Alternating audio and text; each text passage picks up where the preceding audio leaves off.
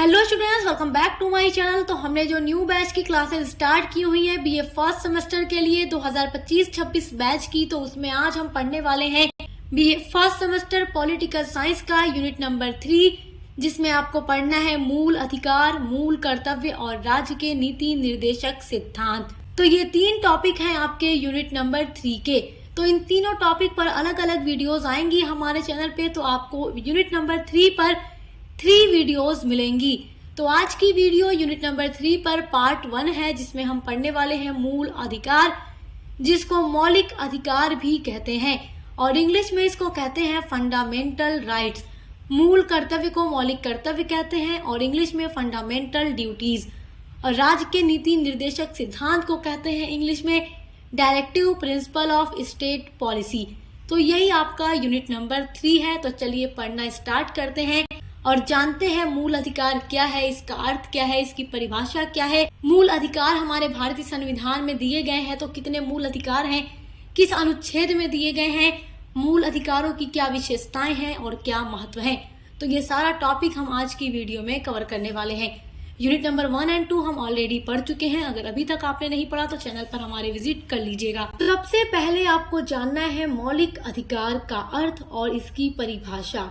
तो मौलिक अधिकार क्या है? देखिए, प्रजातांत्रिक शासन व्यवस्था वाले देशों में मौलिक अधिकार नागरिकों के जीवन और विकास का आधार है। प्रजातांत्रिक शासन व्यवस्था वाला देश से तात्पर्य है जहाँ पर लोकतंत्र है। तो ऐसे देश में मौलिक अधिकार जो होता है उस देश के नागरिकों के जीवन का और उनके विकास का आधार होता है। प्रजातंत्र शासन में नागरिकों के सर्वांगीण विकास हेतु जो सुविधाएं एवं स्वतंत्रता दी जाती है उन्हें ही मौलिक अधिकार की संज्ञा दी जाती है। प्रजातंत्र शासन में, यानी कि हमारा भारत भी लोकतांत्रिक शासन व्यवस्था वाला देश है, तो हम भारतीय नागरिकों को हमारे भारतीय संविधान के द्वारा कुछ मौलिक अधिकार दिए गए हैं। और किस लिए दिए गए हैं?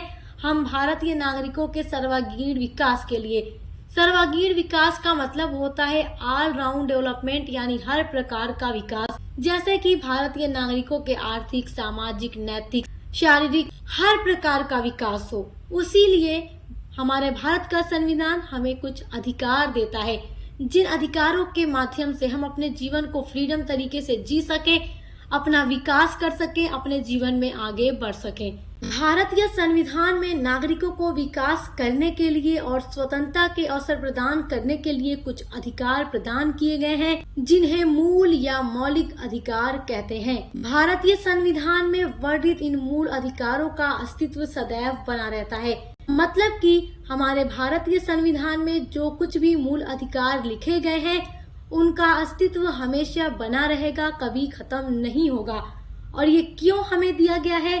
ताकि हम अपना विकास कर सके और अपने जीवन में आगे बढ़ सके। जब भारतीय नागरिकों का विकास होगा तो फिर देश का भी विकास होगा। मौलिक अधिकार नागरिकों के विकास के मूलाधार होते हैं। देखिए, यहाँ पर एक परिभाषा है जी.एन. जोशी के अनुसार। तो जी.एन. जोशी अपने शब्दों में एक डेफिनेशन लिखते हैं मौलिक अधिकार के लिए। ये लिखते हैं कि मौलिक अधिकार ही ऐसा साधन है जिसके द्वारा एक स्वतंत्र लोकतंत्र के नागरिक अपने सामाजिक, धार्मिक तथा नागरिक जीवन का आनंद मना सकते हैं। क्योंकि जो मौलिक अधिकार है वो भारतीय नागरिकों के लिए एक साधन है और उस साधन के माध्यम से हम भारतीय नागरिक एक लोकतांत्रिक देश में अपना सामाजिक, धार्मिक और नागरिक जीवन को बहुत अच्छे से जी सकते हैं, अपना विकास कर सकते हैं। क्योंकि ये जो हमारे मौलिक अधिकार हैं वो हमें हर प्रकार की फ्रीडम देते हैं, हर प्रकार का अधिकार देते हैं। वो कौन कौन से अधिकार हैं, आइए उनको जानते हैं। यहाँ पर हेडिंग दे रखी है मौलिक अधिकारों की विशेषताएं। तो पहले हम जान लेते हैं मौलिक अधिकार कौन कौन से हैं और हमें क्या क्या अधिकार वो देते हैं। जब आप मौलिक अधिकार के बारे में समझ जाएंगे तो मौलिक अधिकार की विशेषताएं समझना आपके लिए और आसान हो जाएगा। तो पहले चलिए मौलिक अधिकार को देख लेते हैं। तो यहाँ पर आपकी हेडिंग है भारतीय संविधान में उल्लिखित मौलिक अधिकार, यानी जो हमारे भारत का संविधान है उसमें कितने प्रकार के मौलिक अधिकार लिखे गए हैं और किस अनुच्छेद से लेकर किस अनुच्छेद तक लिखे गए हैं। तो हमारे भारतीय संविधान में हम भारतीय नागरिकों के लिए 6 मौलिक अधिकार दिए गए हैं।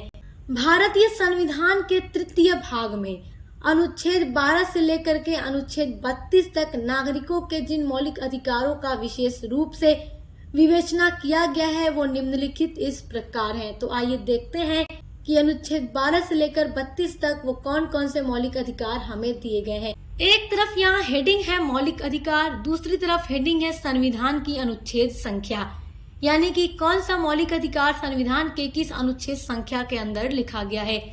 तो मैंने आपको बताया कि संविधान के अनुच्छेद 12 से लेकर 32 तक, तो अनुच्छेद 12-13 में मौलिक अधिकार के बारे में ही कुछ चीजें लिखी गई हैं और अनुच्छेद 14 से इसकी शुरुआत होती है। तो 6 मौलिक अधिकार हम भारतीयों को दिए गए हैं। देखिए, पहले भारतीय संविधान में 7 मौलिक अधिकारों का वर्णन था और हम भारतीय नागरिकों को 7 प्रकार के मौलिक अधिकार दिए गए थे, लेकिन बाद में उसका संशोधन कर दिया गया और उसके बाद उसमें से एक अधिकार हटा लिया गया और वो अधिकार था संपत्ति का अधिकार। तो उसको मौलिक अधिकार की ही श्रेणी में रखा गया था, लेकिन उसको हटाकर केवल कानूनी अधिकार बना दिया गया और 6 मौलिक अधिकार अब बचे हैं हमारे भारतीय संविधान में। चलिए देखते हैं वो कौन कौन से मौलिक अधिकार हैं जो हमारे जीवन का आधार है और हमें अपना विकास करने की पूरी स्वतंत्रता देते हैं। पहला अधिकार है समानता का अधिकार। देखिए, भारत एक धर्मनिरपेक्ष वाला राज्य है जहाँ पर अनेकों प्रकार के धर्म के लोग रहते हैं और हर प्रकार के धर्म के लोगों में समानता बनी रहे, हर किसी में एकता बनी रहे। तो इसके लिए हमारे भारत का संविधान हमें समानता का अधिकार देता है कि हिंदू, मुस्लिम, सिख, ईसाई जो भी इस देश के नागरिक हैं सब समान है, सभी में एकता होनी चाहिए, सभी में भाईचारा होना चाहिए। ये अनुच्छेद 14 से लेकर के 18 तक दिया गया है। अब दूसरा अधिकार है स्वतंत्रता का अधिकार। स्वतंत्रता का अधिकार हमारे भारतीय संविधान के अनुच्छेद संख्या 19 से लेकर 22 तक दिया गया है। तो स्वतंत्रता का अधिकार हमें किस प्रकार का अधिकार देता है? देखिए, हम भारत के नागरिक हैं तो हम अपने भारत के किसी भी राज्य में कभी भी जाकर घूम फिर सकते हैं। ऐसा तो नहीं है कि हमारे ऊपर बैन लगाया गया हो कि अगर आप उत्तर प्रदेश के हैं तो आप मुंबई नहीं जा सकते, साउथ इंडिया नहीं जा सकते तो वेस्ट बंगाल नहीं जा सकते, या आप मुंबई के हैं तो यूपी नहीं आ सकते। मतलब ये अलग अलग चीजें, तो ऐसी कुछ भी नहीं है। हमारे भारत का संविधान हमें इस प्रकार का मौलिक अधिकार देता है कि हम अपने देश में कहीं भी जाकर घूम फिर सकते हैं, वहाँ रह सकते हैं और किसी भी प्रकार का काम करके अपने लिए आजीविका कमा सकते हैं। लेकिन एक शर्त यहाँ पर यह है कि आपको या हम किसी भी भारतीयों को ऐसा काम नहीं करना है जिस पर पहले से ही सरकार के द्वारा प्रतिबंध लगा दिया गया हो, और उस काम को अगर कोई कर देता है तो उसकी तो सजा दी जाएगी। तो ऐसा कोई काम नहीं करना है जिस पर सरकार ने पहले ही प्रतिबंध लगा दिया है। जो काम हम कर सकते हैं, जो काम भारतीय नागरिक कर सकता है, जो काम करने पर सरकार ने प्रतिबंध नहीं लगाया है, उस काम को करके हम रुपए पैसे कमा सकते हैं और अपने जीवन को गुजार सकते हैं। तो इस प्रकार का भी अधिकार हमें भारत का संविधान देता है ताकि हम अपने जीवन में अपना विकास कर सकें। तीसरा मौलिक अधिकार है शोषण के विरुद्ध अधिकार। तो हमारे भारतीय संविधान के अनुच्छेद 23 से लेकर के 24 तक शोषण के विरुद्ध अधिकार का वर्णन किया गया है। चौथा अधिकार है धार्मिक स्वतंत्रता का अधिकार। हमारे भारतीय संविधान के अनुच्छेद 25 से लेकर अनुच्छेद 28 तक धार्मिक स्वतंत्रता का अधिकार दिया गया है। धार्मिक स्वतंत्रता का मतलब यह है कि देखिए, हमारे भारत में हर धर्म के लोग रहते हैं, तो चाहे हिंदू हो, मुसलमान हो, सिख हो, ईसाई हो, उसे अपने धर्म के हिसाब से जीने की पूरी आजादी है। चाहे हिंदू हो, चाहे मुसलमान हो, सिख हो या ईसाई हो, उसके धर्म में जिस प्रकार से पूजा पाठ करनी है, जिस प्रकार से ईश्वर की प्रार्थना करनी है, जैसे हिंदू मंदिर में जाते हैं, मुसलमान मस्जिद में जाते हैं, सिख गुरुद्वारा में जाते हैं, तो वो जैसे चाहे कर सकते हैं। अपने धर्म के हिसाब से वो अपना जीवन गुजार सकते हैं और जो भी उनके धार्मिक स्थल है वो उस पर जा सकते हैं। जो भी उनके धार्मिक त्योहार है, जो भी उनके धार्मिक फेस्टिवल है, वो उनको मना सकते हैं। इसके लिए भी भारत का संविधान अपने नागरिकों को पूरा अधिकार देता है। उसके अलावा मौलिक अधिकार में 5वां अधिकार है सांस्कृतिक तथा शिक्षा का अधिकार। तो अनुच्छेद 29 से लेकर अनुच्छेद 30 तक सांस्कृतिक तथा शिक्षा का अधिकार दिया गया है ताकि अपने कल्चर को सीख सको, हर तरह के कल्चर को सीख सको। और शिक्षा का अधिकार, हर भारतीय नागरिक को पूरा शिक्षा लेने का भी अधिकार दिया गया है ताकि वो अपना विकास कर सके, अपने देश का विकास कर सके। छठा जो मौलिक अधिकार हमारे भारत का संविधान हमें देता है वो है संवैधानिक उपचारों का अधिकार, जिसका वर्णन संविधान के अनुच्छेद संख्या 32 में किया गया है। तो आई होप कि वो 6 मौलिक अधिकार आप बहुत अच्छे से समझ गए होंगे जो हमें हमारे भारत का संविधान देता है। तो जैसा कि मेरे प्यारे स्टूडेंट्स, आप मौलिक अधिकार को समझ गए हैं और मौलिक अधिकारों को बताने से पहले मैंने आपसे एक बात कही थी कि हमारे भारतीय संविधान में अब 6 मौलिक अधिकार हैं, लेकिन पहले 7 मौलिक अधिकार हमें प्राप्त था, जो बाद में 44वें संविधान संशोधन द्वारा 1978 ईस्वी में संपत्ति के अधिकार को मौलिक अधिकार की सूची से हटा दिया गया। तो संपत्ति का अधिकार भी 1978 से पहले एक मौलिक अधिकार था, लेकिन 1978 ईस्वी में हमारे भारतीय संविधान का 44वां संशोधन किया गया और उस समय मौलिक अधिकार की श्रेणी से संपत्ति का अधिकार हटा करके इसे केवल कानूनी अधिकार की श्रेणी में रख दिया गया। इस प्रकार वर्तमान में 6 मौलिक अधिकार भारतीय नागरिकों को प्राप्त हैं और आई होप कि वो 6 मौलिक अधिकार आप लोग बहुत अच्छे से समझ गए होंगे और एग्जाम में क्वेश्चन आएगा तो आप इजीली अपना आंसर दे देंगे। अब देखते हैं मौलिक अधिकारों की विशेषताएं। तो मौलिक अधिकार आप समझ गए, तो मौलिक अधिकार की विशेषता समझना अब आसान हो गया है। भारतीय संविधान में उल्लिखित नागरिकों के मौलिक अधिकारों की प्रमुख विशेषताएं निम्नवत हैं, जिसमें पहली विशेषता है कि भारतीय नागरिकों को अन्य देशों की तुलना में विस्तृत मूल अधिकार प्राप्त है। तो हम भारतीय नागरिकों को अन्य देशों की तुलना के नागरिकों के अकॉर्डिंग अधिक अच्छे मौलिक अधिकार प्राप्त हैं। इन अधिकारों का उल्लेख संविधान के 18 अनुच्छेदों के अंतर्गत 32 तक किया गया है।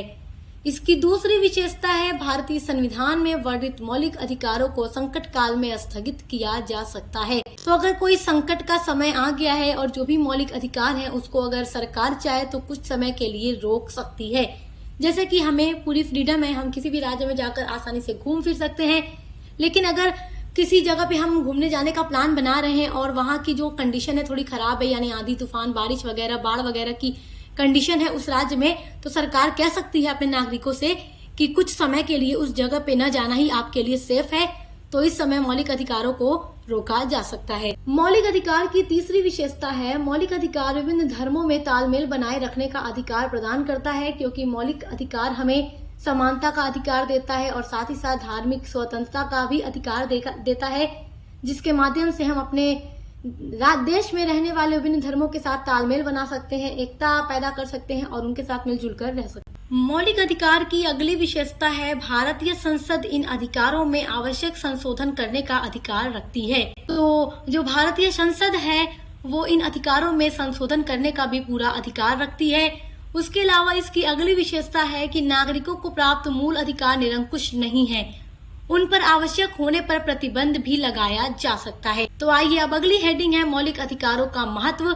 मौलिक अधिकार की विशेषता हो या मौलिक अधिकार का महत्व हो, आपके एग्जाम के दृष्टि से बहुत ही इम्पोर्टेंट टॉपिक है, तो आपको इसको बहुत अच्छे से समझना होगा और इन नोट्स को आप अपनी नोटबुक में लिख सकते हैं ताकि एग्जाम की तैयारी आप अच्छे से कर सकें। मौलिक अधिकार का पहला महत्व है शासन की निरंकुशता पर अंकुश, यानी जो मौलिक अधिकार है शासन की निरंकुशता पर अंकुश लगाने में सक्षम होता है।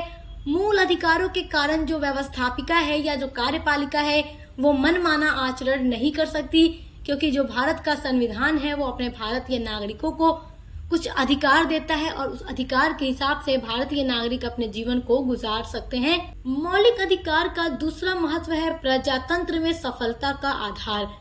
देखिए, मौलिक अधिकारों पर ही संपूर्ण लोकतंत्र की नींव टिकी हुई है। ये नागरिकों की स्वतंत्र की रक्षा करने में सक्षम है।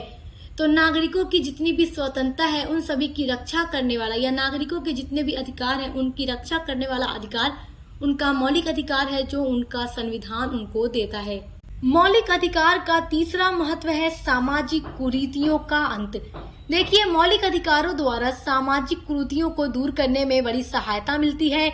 मूल अधिकारों के द्वारा छुआछूत का अंत कर दिया जाता है, क्योंकि भारत के संविधान में दिया गया मूल अधिकार सभी को समानता का अधिकार देता है, चाहे वो किसी भी धर्म का हो, किसी भी जाति का हो, वो समान है। अगर वो भारत का नागरिक है तो वो समान है। तथा समाज में फैले हुए भेदभाव को समाप्त करने का सफल भी प्रयास किया गया है, जिसमें सामाजिक समानता की स्थापना में बहुत सहायता मिली है।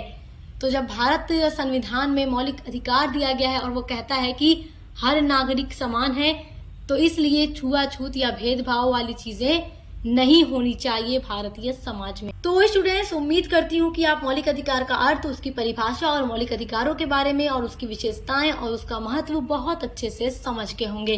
तो आज की वीडियो में हमने मौलिक अधिकार के बारे में यानी फंडामेंटल राइट्स के बारे में सब कुछ बहुत अच्छे से पढ़ लिया है, समझ लिया है। और अगली वीडियो जो कि आपकी पार्ट 2 होगी उसमें हम मौलिक कर्तव्यों के बारे में पढ़ेंगे। अब मौलिक कर्तव्य क्या है ये तो आपको अगली वीडियो में पता चलेगा, क्योंकि वो आपके एग्जाम के लिए भी उतना ही इम्पोर्टेंट टॉपिक है। तो इसी तरीके से आपके हर एक सब्जेक्ट की क्लासेस हमारे चैनल पर चल रही हैं, तो उसके लिए विजिट कीजिए, पढ़िए, एग्जाम की तैयारी बहुत अच्छे से करते रहिए। Best of luck. हम मिलते हैं अगली वीडियो के साथ।